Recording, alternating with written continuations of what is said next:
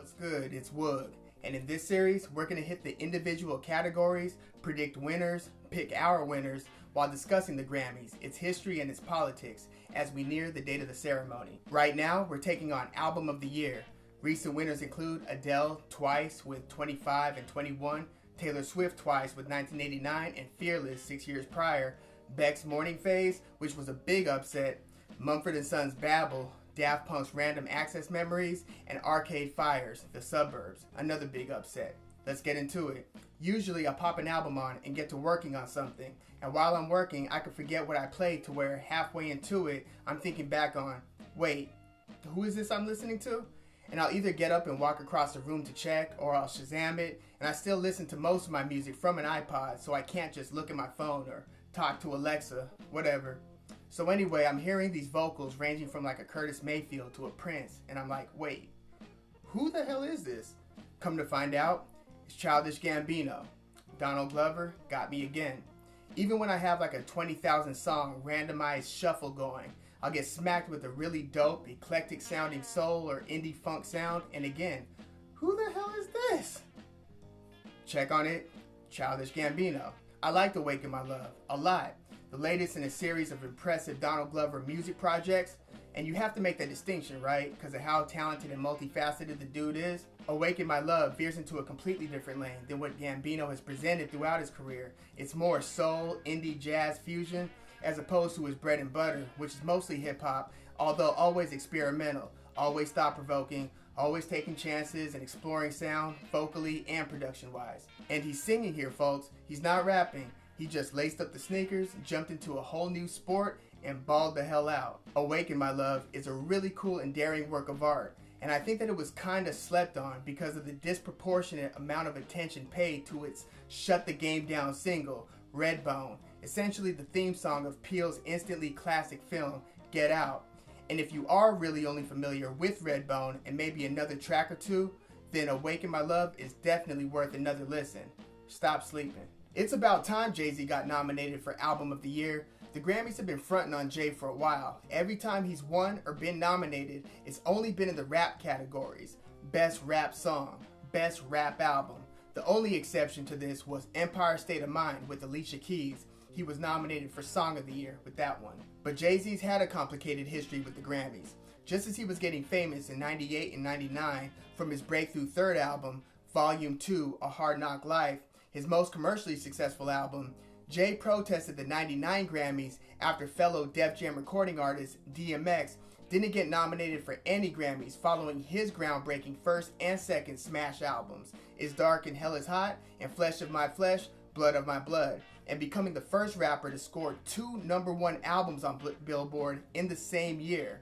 So Jay wasn't having it, and later repeated the gesture, boycotting the 2002 Grammys the year after his most critically praised album, The Blueprint, dropped, on September 11th, no less. Well, now it's 2018, 19 years since his first protest and 15 years after his second, and his 13th solo album, 444, was dope. This is a grown-ass rap album. Remember when he retired, then unretired around 2005, 2006, and dropped Kingdom Come, when he's talking about button-up shirts, no longer spending money in a flashy way, no fancy rims, 30 is the new 20, all of that? While the younger Lion rapper, Lil Wayne, was nipping at his heels with his Carter albums, killer mixtapes, and best rapper alive claims, jabbing Jay every now and then? Well, this is an even more grown Jay, dropping a wiser album, but unlike Kingdom Come, this one is really, really good. Kingdom Come has some good tracks, but 444 is superior conceptually, beat-wise, flow-wise, and just the content and what he's saying throughout the whole album. It's just advanced. It's smart. It's bold. Jay-Z might have lost a little bit in his lyrical and vocal agility, but damn it, not much. These verses were delivered pretty cleanly, and even when you see him performing, not enough is mentioned about his breath control when he's rapping the wordy verses. It's also the first Jay-Z album produced entirely by one producer. He'd usually have a mix of Just Blaze, Kanye, a little Pharrell, the Neptunes, a lot of Timbaland, maybe something from Swiss Beats, DJ Quick, DJ Premier, Ninth Wonder, you get it. Well, 444 is entirely produced by No ID, Kanye's mentor, Common's early and most frequently used producer who'd re-emerged from the 90s and made hits for Jay, Kanye, and others. He really put it down on this album, giving Jay the platform to go in. and boy did he. Damn, the third Aftermath album by Kendrick Lamar. I don't know if anyone would consider this his best work, but damn, he's coming off back-to-back classics with Good Kid, Mad City and To Pimp a Butterfly. In fact, in 3 albums, Kendrick's earned 3 Album of the Year nominations. Didn't win it with his first 2, but damn, 2 consecutive Album of the Year nominations itself is crazy. It's very rare that an artist's first 2 major albums are both considered classics, let alone a third that may be one as well. When Interscope Aftermath, Jimmy Iovine, and Dr. Dre are on a roll, they're on a damn roll. But it really does take a special artist to help make that magic, from Snoop Dogg to Eminem, 50 Cent, now Kendrick Lamar. And each of these 3 Kendrick albums are held in such a revered light. It's always a sum is greater than its parts thing, where the album is memorialized more than the individual songs themselves. And that really says a lot about the lyricist, the author, and it also says a lot about the producers and team. Kendrick and company have really assembled an all-star cast of musicians, mostly from LA, to make the greatness possible. Damn heavily featured beats from Compton's own Soundwave of the Digiphonics Collective, as well as Mike Will Made It, Beacon, or Beacon, DJ Dahi, Walton, Alchemist, Ninth Wonder, and others. Whereas To Pimp a Butterfly included more from Terrace Martin, Rocky, Boy Wonder. Damn is dope. It's his most commercially successful album. Probably sounds the most pop rap oriented. When it dropped, a frenzy ensued, full of conspiracies, folklore, predictions, interpretations, and more. It certainly wasn't even the slightest of setbacks on this amazing run Kendrick Lamar has been on with his albums. Melodrama by Lorde sounds great. Well written, it's deep, well produced, certainly not overproduced like a lot of pop music can be. Jack Antonoff of the band Bleachers plays on and co-produces the entire album. Another guy who produces a lot on the album is Frank Dukes, who's produced music for Kanye, Drake, Kendrick, Zayn of One Direction, Frank Ocean, G-Dragon, Nicki Minaj, Bad Bad Not Good, Post Malone, and more. He's done a whole lot. But yeah, Team Lorde killed it. I thought that Liability and Rider in the Dark were the highest points of Melodrama, where by the time you get to them in the middle of the album, they're so gripping, it's tough not to get just completely swept in it, especially the way that a song like Rider in the Dark builds. Bruno Mars dropped 24K Magic, a 9-song album with no guest appearances that style-wise comes in 2 parts, where the first half is like a funk and party starting side that sounds like it is truly coming on the heels of Bruno and Mark Ronson's smash collab, Uptown Funk, from Ronson's recent album. 2 of those early songs are the singles, the title track 24K Magic and That's What I Like. Now, are those the 2 best songs out of those 4 from that album's side A?